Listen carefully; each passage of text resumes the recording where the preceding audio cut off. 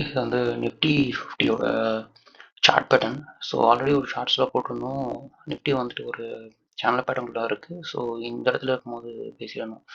So இங்கே சேனலோட ஹையில் இருக்குது. ஸோ சேனலோட ஹைலேருந்து லோவுக்கு வரலாம். லோவில் இன்கேஸ் லோவில் பிரேக் பண்ணுச்சு, பிவோட்டை பிரேக் பண்ணுச்சு அப்படின்னா ஃபர்தராக ஃப்ரீ ஃபால் இருக்கும். அப்படி இல்லை திரும்ப ரிவர்ஸ் எடுத்து மேலே பிரேக் பண்ணிச்சுன்னா மேலே மூவ்மெண்ட் இருக்கும்னு சொல்லியிருந்தோம். இப்போதைக்கு வந்துட்டு 2 பெரிய ஃபால் கொடுத்து சேனலோட லோவ்லையும் பிவோட்லையும் சப்போர்ட் எடுத்துட்டு இருக்கு. ஸோ இன்கேஸ் இதை பிரேக் பண்ணுச்சு அப்படின்னா ஃபர்தராக ஃபால் ரொம்ப பெருசாக இருக்கும். இல்லை இங்கே வந்து இந்த சப்போர்ட் வந்துட்டு கொஞ்சம் ஸ்ட்ராங்காக இருக்க பட்சத்தில் மேலே போச்சு அப்படின்னா இந்த சேனலோட ஹை வந்து ஒரு ரெசிஸ்டன்ஸாக ஆக்ட் ஆகும். ஸோ இதை பிரேக் பண்ணிச்சுன்னா மேலே மூவ்மெண்ட் இருக்கலாம். ஸோ இந்த 2 டேஸ் வந்துட்டு செம பெரிய ஃபால்.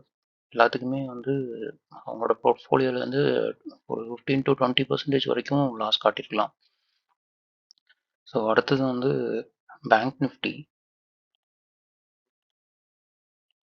பேங்க் நிஃப்டி வந்து அதுவும் ஒரு சேனல் பேட்டர்ன் தான். பட் அதில் வந்து ஆல்ரெடி ஒரு ஹை இருக்குது. அந்த ஹையை இன்னும் பிரேக் பண்ணாமல் இருக்குது. ஸோ மற்றபடி சேனலோட லோவில் தான் இருக்குது. ஸோ இங்கே வந்து பிவோட் இன்னும் கொஞ்சம் கீழே இருக்குது. ஸோ இந்த இடத்துல ஒரு சப்போர்ட்டுங்கிறது பெரிய ஒரு சப்போர்ட் கிடையாது. இங்கே வரைக்கும் வரலாம், வந்துட்டு அதுக்கப்புறம் ரிவர்ஸ் இருக்கலாம், இல்லை ஃபர்தராக பிரேக் ஆகலாம். ஸோ இப்போ மார்க்கெட்டே வந்து ரொம்ப இங்கேயும் மார்க்கெட் கீழே இறங்குச்சு. ஸோ இங்கேயும் கீழே இறங்குச்சு. பட் இங்கே ஆகிற கீழே இந்த இறங்குற இந்த டைம் மட்டும் எல்லாத்துக்குமே ரொம்ப பெரிய லாஸ் காட்டுது. ஏன்னா அது ஒரு பேனிக்கான ஒரு சுச்சுவேஷன்னால நிறைய பேர் வந்துட்டு இருக்கிற பொசிஷனை லாஸாக இருந்தாலும் க்ளோஸ் பண்ணிட்டு வராங்க. பட் இப்போ எனக்கு பார்த்தீங்கன்னா நான் 6 மந்த்ஸாக வந்து ஜீரோவில் ட்ரேட் பண்ணிருக்கேன். இது வந்து கன்சோல் ஜீரோவோட ரிப்போர்ட் பிஎன்எல் காட்டுறது. க்ரீனில் இருந்துச்சுன்னா அன்னைக்கு ட்ரேடிங் முடிக்கும் போது நம்ம வந்து பாசிட்டிவாக க்ளோஸ் பண்ணியிருக்கோம். அதாவது ப்ராஃபிட் எடுத்திருக்கோம். ரெட்டுனா நெகட்டிவ். இன்கேஸ் ஒயிட்டாக இருக்குன்னா அன்றைக்கெலாம் ட்ரேட் பண்ண அர்த்தம். ஸோ இதெல்லாம் வந்து ஹாலிடேஸ். இந்த அக்டோபர் மந்த் தான் நான் ஸ்டார்ட் பண்ணேன். ஸோ அந்த டைமில் வந்து என்னால் வேற ஒரு அக்கௌண்ட்டில் நீங்கள் ஷிஃப்ட் பண்ணுறதுனால என்னால் புக் பண்ண முடியும். ஏன்னா அங்கேயும் இங்கேயும் மாற்றி மாற்றி புக் பண்ணிட்டுருந்தேன். ஸோ மற்ற நாள் எல்லாமே எனக்கு ப்ராஃபிட் தான். இதெல்லாம் வந்து ஹாலிடே. இது வந்து எக்ஸ்ட்ரா ஒரு நாள் ட்ரேட் பண்ணது. ஸோ ஒரு நாளைக்கு வந்து 5000, 1000, 6000, 5000 அந்த மாதிரி மாற்றி மாற்றி வந்துட்டு இருந்துச்சு. ஸோ அப்படி இல்லை, ஒரு 250, 500, 750 இப்படியும் கூட வரும்.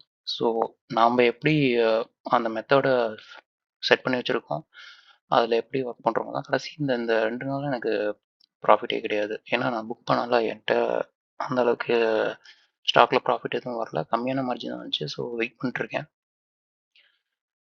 ஸோ பயப்பட தேவையில்ல. திரும்பவும் மார்க்கெட் மேலே ஏறும், இல்லைனா வெயிட் பண்ணலாம். நம்ம ரிஸ்க் எடுத்து தான் ஏறும். ஆல்ரெடி நம்ம லாகின் பண்ணும்போதே சொல்லுவாங்க, ஸோ இந்த மார்க்கெட் ஒரு ரிஸ்க்கான மார்க்கெட் தான் அப்படின்னு. ஸோ இது ஒரு பிஸ்னஸாக நினச்சி நம்ம பண்ணும்போது ஒரு சில டைம் வந்து நம்மளுக்கு ப்ராஃபிட் இருக்கும், ஒரு சில டைம் லாஸ் இருக்கும்.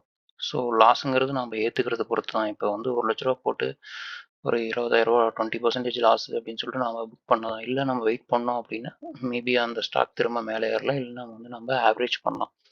ஆவரேஜ் பண்ணுறது மூலிமா நம்ம வந்துட்டு திரும்பவும் அந்த அந்த டைம் விச் மீன்ஸ் இப்போ ஒரு ₹100 ட்ரேட் ஆகிருக்க ஸ்டாக்கு வந்து நம்மளுக்கு ₹110 போனால் தான் ப்ராஃபிட்டுங்கிற போது நம்ம ஆவரேஜ் பண்ணும்போது நம்ம ₹105 வந்தாவே ப்ராஃபிட் வர மாதிரி பண்ணிக்கலாம்.